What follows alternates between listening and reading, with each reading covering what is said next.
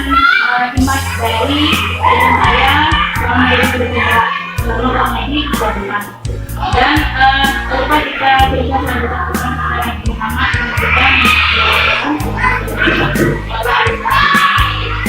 langsung saja ke materi pertama, yaitu materi tentang konsep pendidikan dari mengajar pelajaran. Jadi ini modul yang saya pelajari kemarin. Nah, ini refleksi filosofis pendidikan menjadi pelajaran. Ini modul harus tidak hanya belajar secara materi, tapi intinya dia bergerak dan menggerakkan. Jadi itu tergerak, pertama bergerak menjadi bergerak, yang kedua bergerak itu melakukan konsep dari bergerak tersebut. Kemudian yang ketiga menggerakkan ini bentuk dari menggerakkan ini saya katakan yang merupakan lima komponen yang ada di sekolah. Dasar prinsip dari masyarakat yang pertama itu yaitu menuntun. Maksud pendidikan itu adalah menuntun segala kekuatan anak yang ada pada anak agar mereka dapat mencapai keselamatan dan kebahagiaan yang sesungguhnya sebagai manusia maupun anggota masyarakat. Jadi menuntun kata kuncinya di sini. Ibarat kalau kita ini menuntun dia, bukan kita yang mengatur, tapi menuntun dia, membimbing seperti itu. Nah, jadi kalau anak itu sudah ada kita yang menuntunnya. Nah, pendidik itu hanya dapat menuntun tumbuh atau hidupnya kekuatan gerak yang ada pada anak agar dapat memperbaiki laku waktunya hidup dan tumbuhnya kekuatan anak. Jadi ibarat kata ini anak itu sudah ada programnya masing-masing. Jadi kita yang bagaimana caranya menuntun agar bisa memperbaiki segala-galanya itu.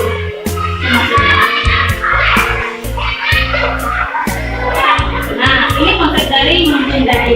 Kalau istilah dari PJSP dari Wataranya ada tinggal sautin solodo, tinggal diamankan bakso, kukuri, halayani. Tujuannya itu dari yang ketiga bahasa itu agar selamat dan berhasil sebagai manusia dan anggota masyarakat.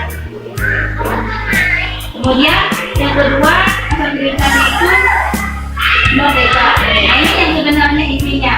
Merdeka yang sering kita bilang merdeka belajar. Nah, manusia merdeka adalah manusia yang hidupnya lahir atau batin tidak tergantung kepada orang lain, tapi bersandar atas kekuatan diri sendiri. Maksud pengajaran pada pendidikan yang bermaksud tujuan pertama ialah memerdekakan manusia sebagai bagian dari kehidupan. Nah, ini bentuknya berbeda.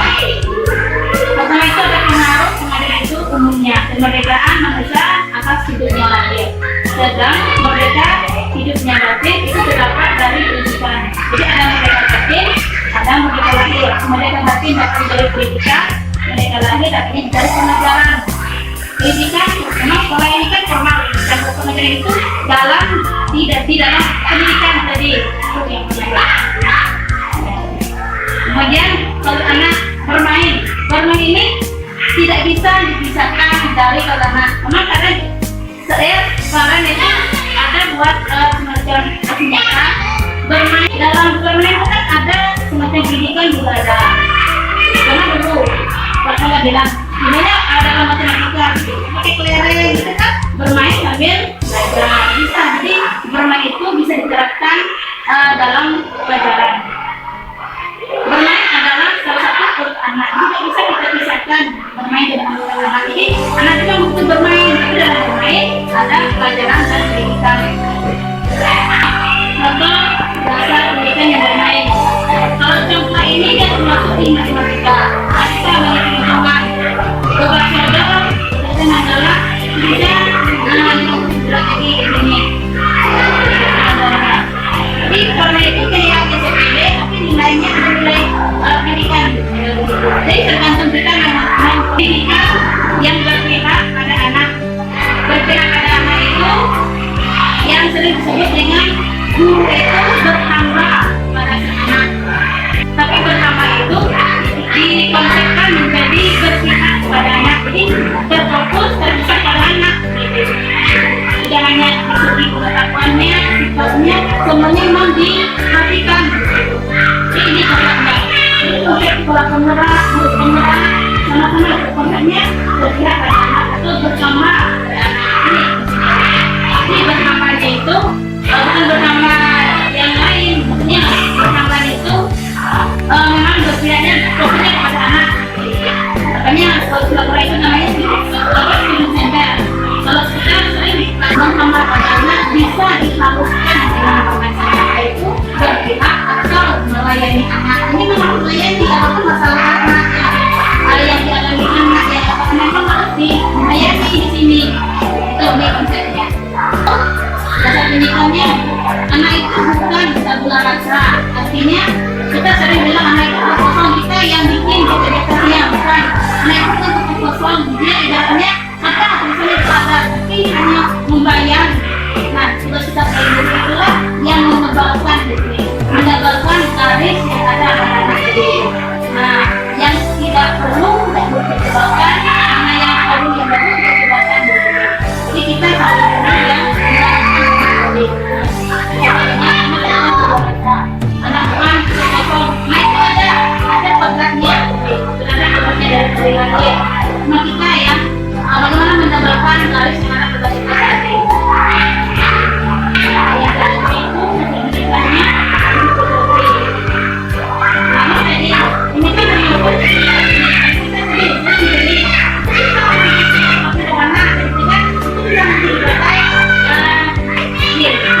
orang Jawa itu kan dia mengikat jalannya. Nah dari ini kan bisa nanti melatih keterampilannya, hatinya dari masalah itu maksudnya dari petani.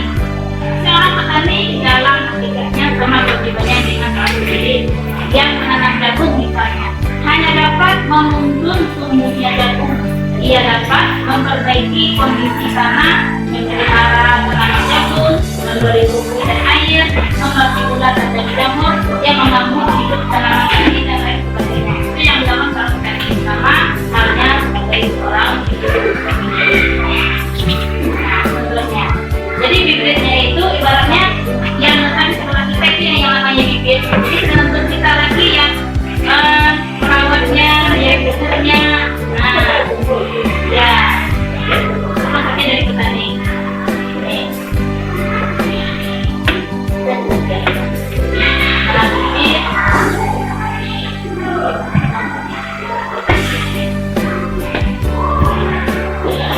Intisari dari pemikiran kewajaran tadi itu tentang pendidikan, yaitu pendidikan itu bukan untuk merubah orang manusia, itu tidak bisa merubah orang itu.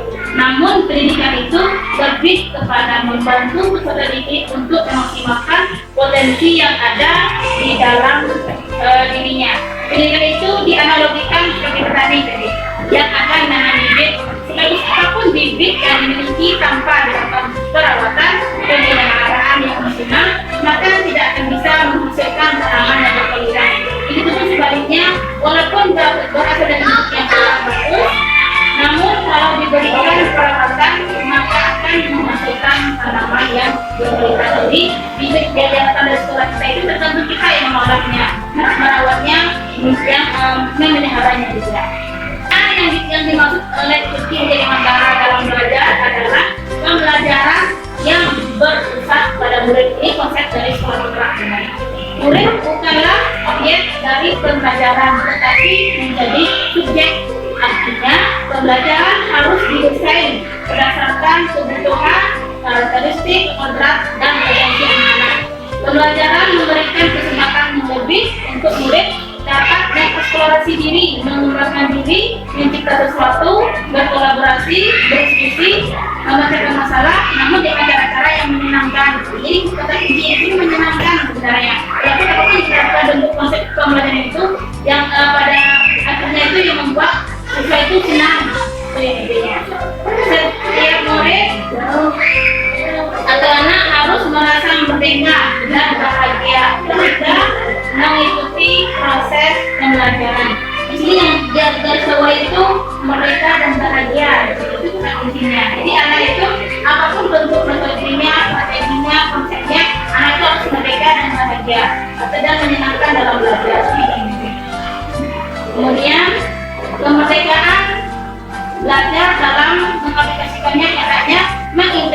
memberikan kebudayaan lokal atau kearifan budaya sehingga anak menjadi pembelajar yang berbudaya dan bisa hidup di masyarakat. Hal-hal yang positif berdasarkan pemikiran Ki Dewantara yang berkaitan dengan budaya daerah. Itu menuntun tadi. Dalam konteks budaya daerah nampak pada momong artinya di mana yang tua menuntun yang lebih muda sebelum mencapai fase maturi, menuntun rasa ingin tahu anak, motivasi anak, melatih anak menjadi berani dan menunjukkan rasa tanggung jawab, menanamkan cita pada anak, menuntun anak selamat dan bahagia sebagai manusia. Ini sebenarnya konsep dari menuntun ini ya. Kemudian ini tadi anak merdeka. Anak itu bebas berpendapat dan berekspresi. Jadi kalau saya itu kalau sering di kelas, saya ingin anak itu bisa mengeluarkan berbagai cinta salam. Makanya ngomong suaranya. Jadi sering mengajukan pertanyaan. Jadi anak itu dia terbiasa memasak pola pikirnya. Gitu. Kalau kita yang kebanyakan berbicara, anak itu dia juga nih tinggal di rumah menyenangi ya. Wawancara. Yang kedua sederhana. Pertama merdeka. Pertama dia merdeka, anak bebas berpendapat dan berekspresi. Yang kedua, anak harus melakukan saat belajar. Ini yang penting dari senang, bahagia, menyenangkan, dan belajar. Yang ketiga, anak harus terpenuhi haknya sebagai pembelajar. Yang ketiga, yang kedua, anak tadi bermain. Nah, di sini bermain itu adalah wajar anak bermain mengandung pembelajaran. Jadi apapun bermain itu yang penting ada nilai pembelajarannya. Nah, contohnya seperti lompat tali, SD, sebenarnya yang kita mainkan dan kita tahu dari nah, dalam ini bisa kita masukkan nilai pembelajarannya. Nah, kita mau seperti apa? Yang ketiga, itu kan cara mengatur strategi. Ketiga, berpihak pada anak. Berpihak pada anak ini yaitu berhamba pada anak atau bersikap pada anak. Bersama itu sebenarnya bersikap bebas dari segala ikatan dan diikuti dengan kasih sayang pada anak berupa pengayoman dan anak dengan kasih sayang. Seperti mendengar aspirasi anak, kalian anak itu sering ada kendalanya itu. Misalnya mendengarkan ceritanya apa yang ingin dia rasakan.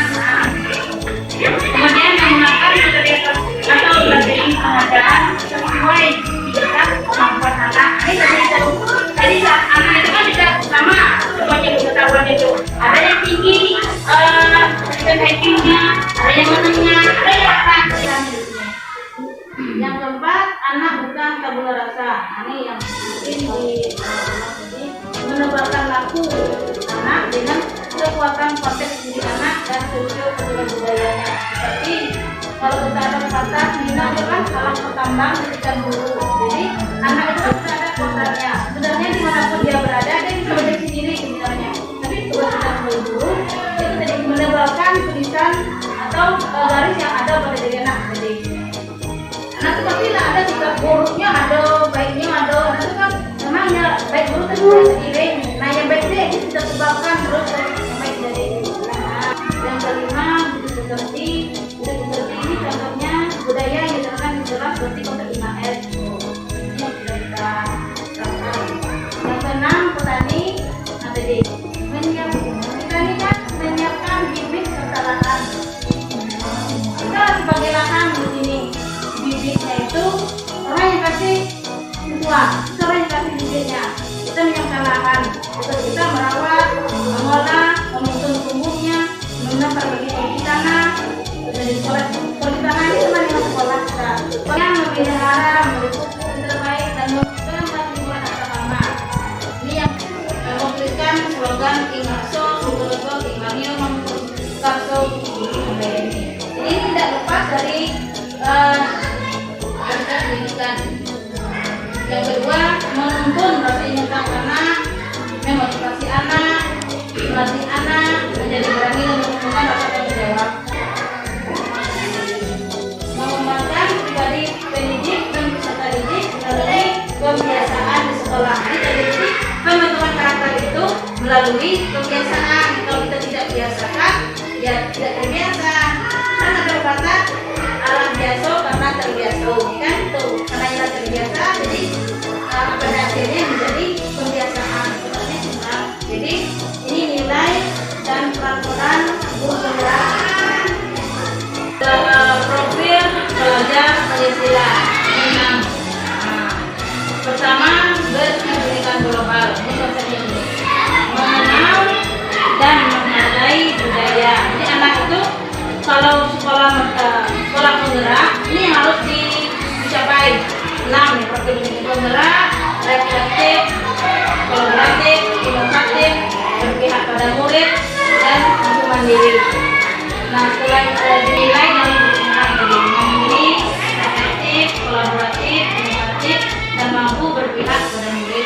Nah, menurut itu tadi bisa menggerakkan komunitas praktisi, menjadi coach bagi guru lain, mendorong kolaborasi, mewujudkan kebutuhan dengan murid, menjadi pemimpin pembelajaran. Nah, ini yang harus bisa dilakukan oleh seorang guru penggerak maupun guru di bawah naungan sekolah penggerak.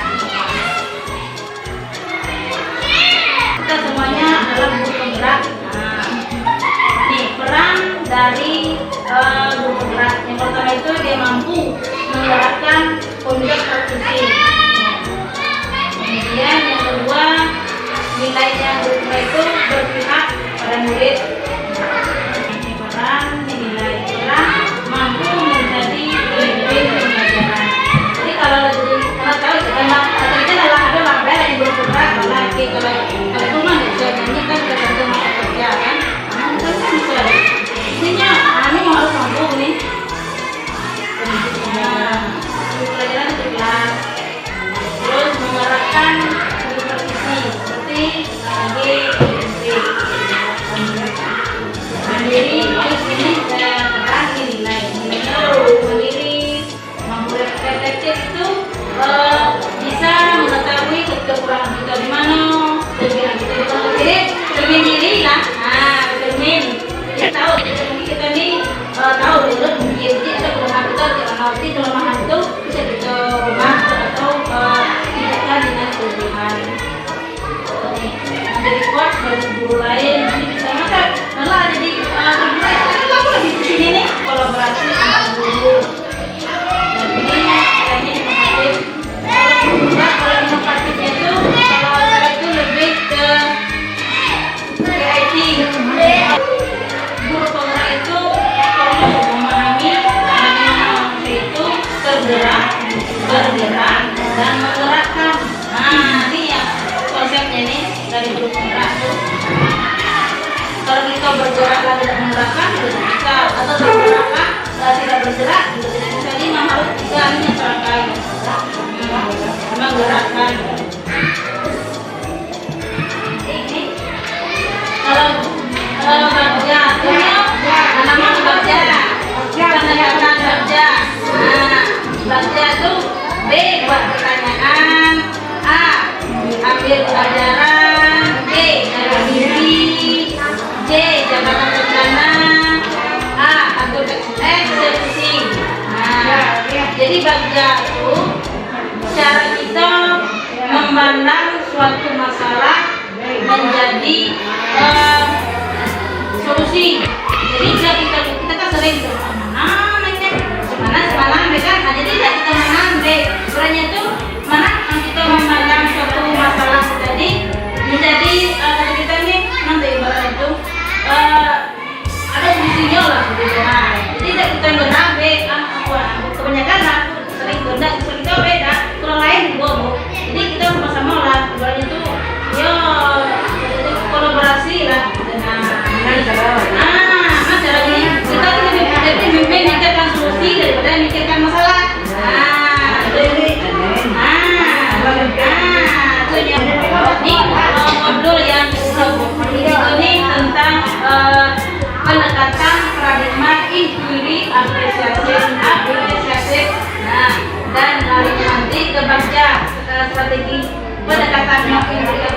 wajib strateginya dibaca. Nah, sejatinya adalah menggali potensi setiap anak sesuai dengan modelnya masing-masing. Jadi paradigma ini bisa menjadi salah satu metode untuk mencapai visi yang sesuai dengan visi Ki Hajar Dewantara. Nah, ini rumus visinya. Contoh, dalam merumuskan visi sekolah, saya berpandangan sebagai berikut misalnya tentang sekolah, guru dan siswa. Saya memimpikan murid-murid yang dapat belajar dengan aman dan nyaman. Kemudian, kalau di sekolah, saya percaya bahwa murid adalah aset berharga untuk negara. Ini konsep dari kalau ingin membuat visi. Kemudian, sekolah saya mengutamakan pembentukan karakter dan prestasi peserta didik. Murid di sekolah saya sadar betul bahwa sekolah adalah tempat berkarya dan berprestasi. Guru di sekolah, saya yakin untuk mewujudkan karakter profil dari Pancasila menuju mereka belajar. Guru di sekolah saya paham bahwa pembelajaran kepada anak. Jadi sehingga visi guru adalah yang saya lakukan adalah saya. Terwujudnya didik yang berkarakter dan berprestasi. Jadi yang kita konsep tadi, maka adanya visi guru atau di sekolah atau visi buat pertanyaan. Nah, bagaimana cara kita mewujudkan visi tadi? Visi terwujudnya didik yang berkarakter dan berprestasi. Ini dapat kita gunakan yang kita lakukan. Ini yang kita lakukan misalnya. Sama dengan kita ini perencanaan lah. Nah, kita yang buat pertanyaan, kita pula yang membuat apa yang harus kita lakukan dulu. Contoh di kelas, anak nih agak tahu lah kita tentang nakal, libur, dapurnya macamnya kan. Nah, kita buat pertanyaannya mana cara menang anak nih supaya dia setidaknya sesuai lah dengan etika yang sebenarnya. Nah, kita pula yang tindakan itu, daftar tindakan yang perlu dilakukan. Nah, kita mentindakan itu. Kalau udah tercapai satu, yang dua kita buat, udah tercapai lagi, yang ketiga pula. Jadi ada pertanyaan dari masalah, ada tindakan yang harus kita lakukan untuk solusi masalah yang tadi. Ambil pelajaran. Apa yang harus dilakukan guru untuk tadi? Siapa yang dimiliki? Kalau kita dia masalah di kelas itu, kita ambil pelajarannya misalnya. Apa yang harus kita lakukan untuk menghadapi anak tadi? Apa yang harus kita lakukan untuk supaya anak bisa tenang lah misalnya. Nah, kita buat tindakan yang ini. Jadi kalau kita secara pikiran itu dapat kita pikir apa sih ibu kan sama ya. Nah, kalau kita tulis tuh, bisa kita mencoba jadinya. Dari mimpi, contoh pertanyaannya, aktivitas apa saja yang dilakukan guru dalam mewujudkan visi tersebut? Kedua, apa hal-hal baru yang diterima sekolah pada bulan tersebut? Ini yang gali mimpi. Artinya,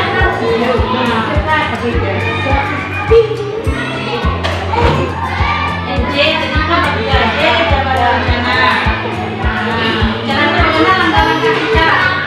Contoh, bagaimana langkah-langkah kita menghadapi anak tidak bisa baca? Itu bisa atau kemudian itu pertanyaan. Kemudian kita juga yang buat tindakannya. Ini kita nih.